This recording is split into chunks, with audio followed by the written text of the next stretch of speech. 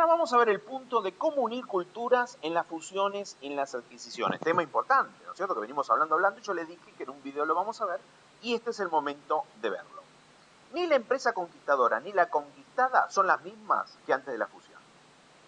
Ni las reacciones bruscas de lo que hacen frente al cambio, que quieren imponer las cosas, ni la resistencia pasiva de los que fingen adaptarse, son actitudes productivas para la empresa. ¿Está claro? Así que ninguna de las dos formas son las adecuadas. Tiene que haber una adaptación al cambio de los dos, generar técnicas entre los dos para ir viendo las adaptaciones al cambio de lo que hemos visto, y por supuesto usted después lo va a fortalecer con el curso de cómo implementar cambios en las organizaciones. Desmotivación, estrés, incertidumbre y rumores permanentes son monedas corrientes en las empresas que no dan la suficiente importancia a los aspectos psicosociales de una función. Esto es fundamental, la comunicación organizacional, establecer y tener claros los objetivos, establecer un plan de negocio de cómo se van a hacer las cosas, establecer qué tiene que hacer cada área, cómo lo va a hacer, debatirlos, ponernos de acuerdo todos, generar ideas e ir incorporando un sistema de control y evaluación de cómo vamos evolucionando hasta que se incorpora la nueva forma de trabajar. Pero la comunicación es fundamental, el abrir el debate es fundamental, el tener claras las ideas es fundamental y transmitirlo también. No querer imponer, ¿estamos de acuerdo? Sino generar el liderazgo, debatir, buscar ideas para tener claro cuáles son los objetivos y poder arrastrar a todo el mundo a seguir un objetivo en común. Nosotros también tenemos un curso muy interesante de cómo lograr que el personal apunte todo a un objetivo común. También se lo recomendamos en el caso que quiera ver ese tema. El resultado es que queda mucha gente valiosa en el camino por una mala comunicación, porque no logra adaptarse, porque no se previó la diferencia cultural, que es lo que yo le voy a decir ahora. Ahora vamos a ver 12 puntos concretos que ayudan a ver la diferencia cultural entre uno y otra, y la empresa que absorbe, ya sabiendo esto de antemano, prepara un plan comunicacional rápido y efectivo para integrarlo y evitar que se me vaya gente valiosa. Una fusión o adquisición exitosa requiere una evaluación previa de las creencias, valores y estilos de las dos organizaciones.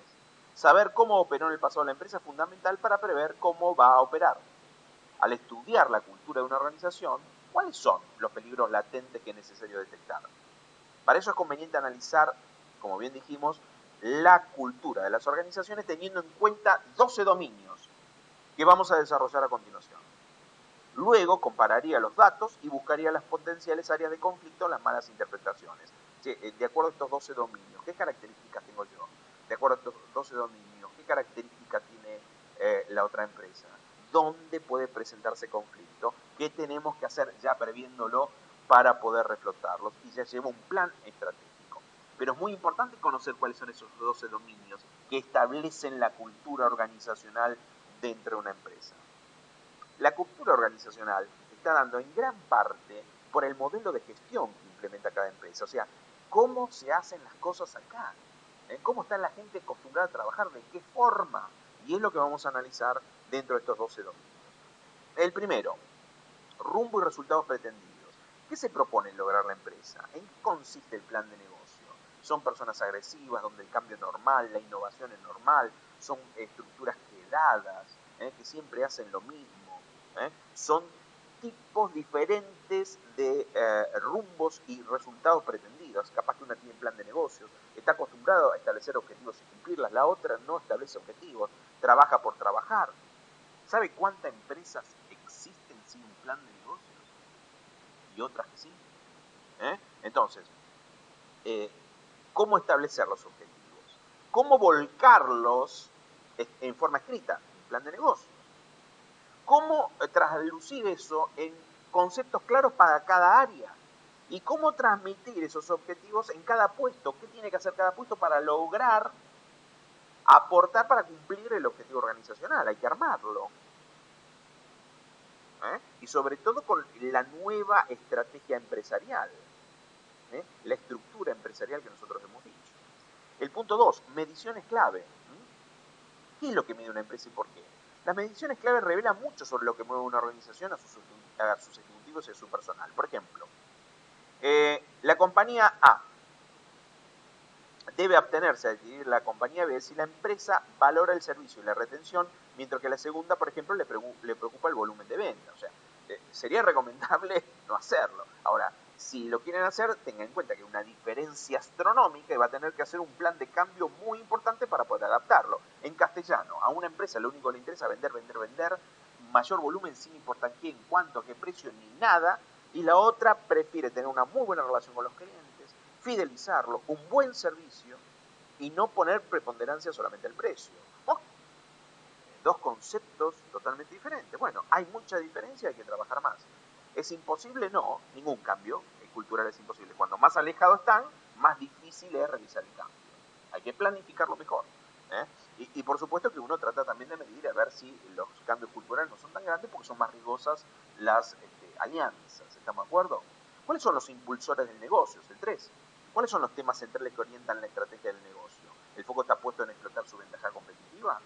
Si es así, ¿en qué términos se la define? ¿Por diferenciación de precio? ¿Por diferenciación en calidad? ¿Participación en el mercado? ¿Servicios? Cuando una empresa define el éxito en términos de su participación en el mercado, mientras que la otra la vincula, por ejemplo, con el margen de ganancia, también hay diferencia, muy parecido las mediciones claves. 4. La infraestructura. ¿Cómo está organizada la empresa? ¿Cómo son las relaciones entre los gerentes y subordinados? Fundamental. ¿Cómo interactúan los diversos grupos? ¿Qué grupos de poder hay en forma interna? 5. Las prácticas de la organización. ¿Qué sistemas formales existen? ¿Qué procedimientos? ¿Están formalizados? ¿Hay un manualcito mínimo de procedimientos estableciendo los procedimientos óptimos que todo el mundo sigue?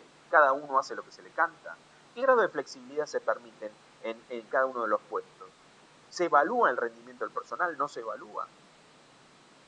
¿Se establece un presupuesto para cumplirlo? ¿Se mide por objetivos? ¿No se mide por objetivos? Fíjese, cuando Westinghouse compró CBS, surgieron controversias sobre lo que para cada una de las empresas constituyen, por ejemplo, gastos razonables. Para mí, gastos razonables es una cosa y para vos gastos razonables es otra. Vos gastás fortuna y para mí esto no es un gasto razonable. Prácticas diferentes en la organización. 6. Prácticas de liderazgo y management. ¿Se valora y recompensa a los gerentes por su habilidad de liderazgo? ¿Se los prepara para que sean líderes? ¿O son mandos medios que lo único que hacen es dar órdenes y controlar? ¿No participan en la planificación? ¿Qué funciones cumplen los mandos medios? ¿Trabajan en equipo entre ellos? Esto es fundamental. Son totalmente diferentes. Un mando medio que trabaja en equipo con su grupo, le da posibilidad de que su personal tome decisiones y resuelva problemas y sea casi autónomo. ¿Estamos de acuerdo? Forma, desarrolla, incorpora la mejora continua. Trabaja en equipo con los otros mandos medios e interviene en la mesa grande para tomar decisiones y adaptaciones de cambio, es un perfil. Y el otro es el mando medio, con formación muy básica, que se puso ahí en el cargo porque más o menos era el que tenía dedo de criterio y además es honesto, y que lo único que hace es dar órdenes y controlar a la gente sin hacerla intervenir. Mamita, qué diferencia. Hay que readaptar todo ese concepto y en estos casos hasta que hay que realizar cambios, porque ese mando medio de la vieja época es muy difícil de cambiar, sobre todo con la cantidad de años, y acá también hay que realizar cambios y después hacerle entender a la gente la nueva forma que tiene el mando medio, que le va a costar entenderlo, porque estuvo acostumbrado a trabajar bajo el sistema de orden y control.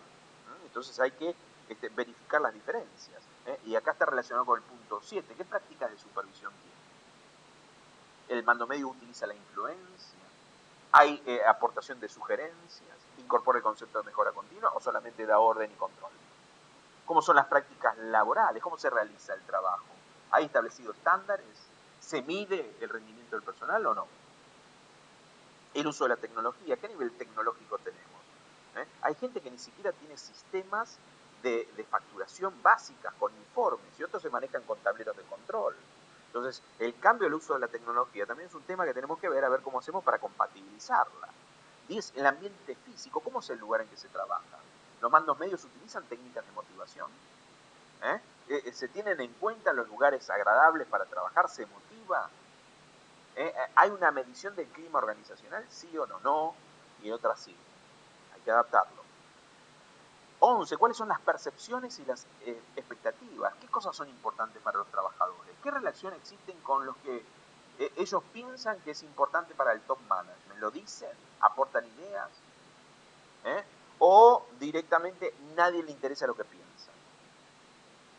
Y los indicadores culturales básicos, cómo se visten, cuál es el trato que se prodigan entre sus miembros, qué relación existe entre el horario formal y las horas realmente trabajadas, qué tipo de actividades fomenta la empresa, son los últimos indicadores para poder congeniar. Entonces, fíjense qué trabajo interesante, de qué punto interesante, que en base a este estudio usted ve claramente la diferencia cultural para ya de antemano saber qué tipo de trabajo y planificación y qué forma de generar el cambio va a tener que usar, la metodología comunicacional, y que le va a demandar un poquitito más de tiempo. Entonces yo creo que esta unidad número 3 se termina con este punto, es muy clara y creo que la más importante de todo el curso, donde le hemos dicho la importancia de las etapas que tiene que usted seguir para poder lograr una fusión y una adquisición exitosa, y que realmente si sigue los pasos que nosotros acabamos de decir, le vamos a asegurar que va a ser exitoso. Pero por favor no se olvide ninguna, y si hay algún punto que necesita fortalecer, nosotros tenemos los cursos, búsquelo en capacitarseonline.com para fortalecer algunos puntos, negociación, adaptación al cambio, formación de mandos medios en el caso que sea necesario. O sea, tenemos todos los cursos de apoyo para poder hacer esos cambios culturales como para que realmente se pueda llegar a los objetivos. Porque como decía, si tenemos que preparar a los mandos medios para que cambien la actitud y verificar si sirven o no sirven, hay que hacerlo. Después medirlo, verificar si realmente se van adaptando al cambio o no, para ver si hay que reemplazarlos o no. Porque si no, ¿cómo hacemos el cambio cultural? ¿Cómo hacemos la adaptación para llegar a la integración final? Es muy difícil. Entonces empiezan a jugar un montón de herramientas adicionales que por suerte usted las tiene a disposición para ver qué es lo que hay que fortalecer internamente, tanto en el aspecto relacional como en los procesos, para poder integrarlos con éxito.